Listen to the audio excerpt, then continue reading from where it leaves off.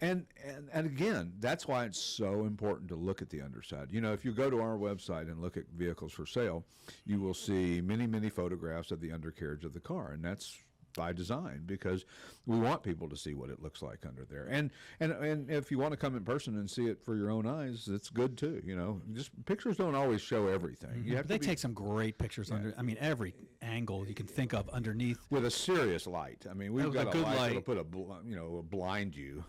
Yep. And but we want to. But again, I understand that some people like to see it, you know, face to face, in person, if you will.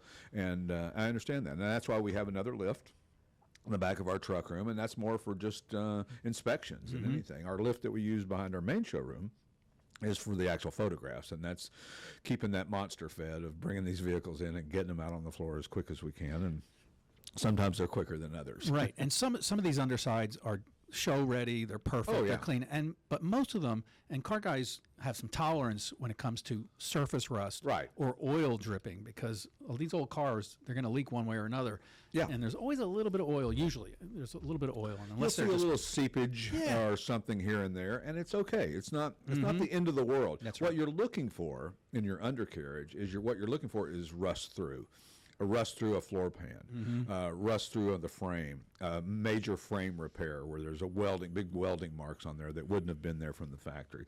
What you're looking for is serious damage, not light surface rust. Light surface rust, drive past a car hauler down the highway on brand new cars, right, and there's surface rust. That's right.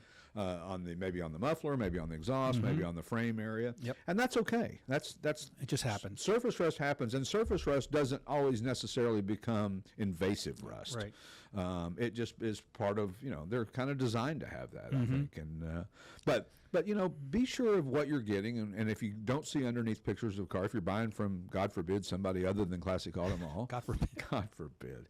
Why would you do that? I don't know what you're thinking. Make sure that you know what it looks like underneath. Make sure that you either get pictures or put it up on the lift, and just so you know what you're dealing with.